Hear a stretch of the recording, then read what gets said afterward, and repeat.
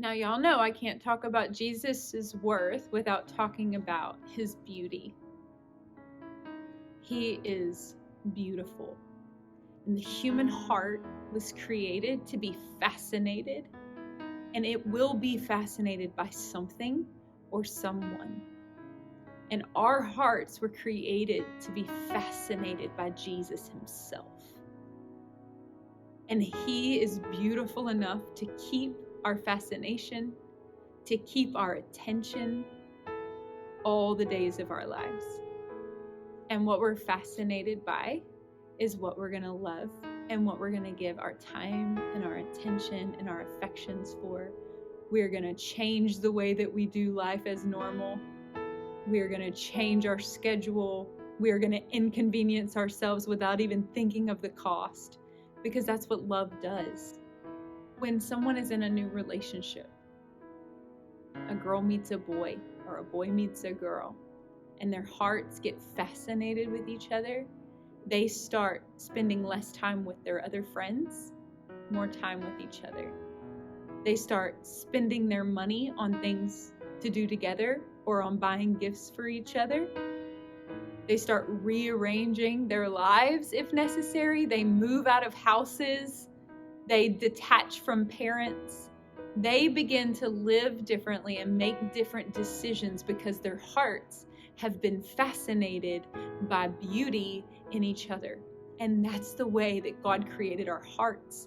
So when we are fascinated by Jesus's beauty, we will begin to make different decisions. We will begin to rearrange our schedules to be with him more. We will begin to want what he wants, all because our hearts have gotten fascinated by beauty.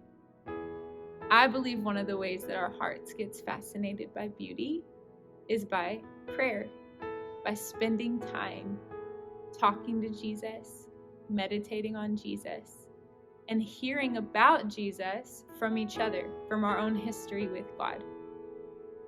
Let's look at a couple of people in Scripture who were fascinated by the beauty of Jesus and the extravagance that they poured out on him. Let's look at John chapter 12, starting with verse 3. Mary then took a pound of very costly perfume of pure nard and anointed the feet of Jesus and wiped his feet with her hair, and the house was filled with the fragrance of the perfume.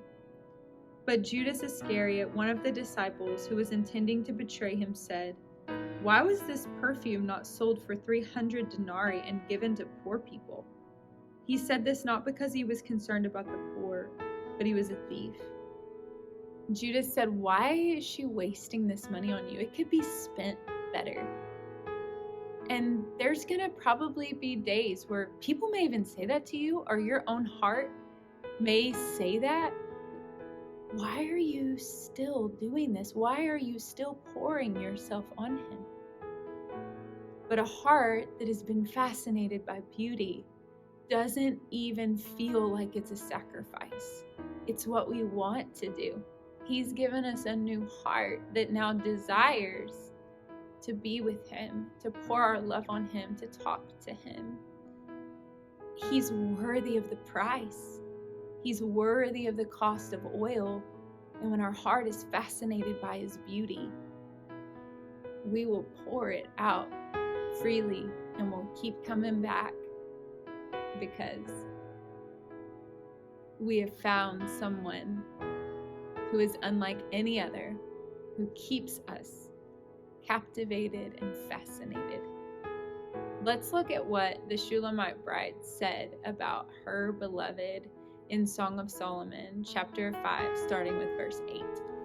"I adjure you, O daughters of Jerusalem, if you find my beloved, as to what you will tell him, for I am lovesick."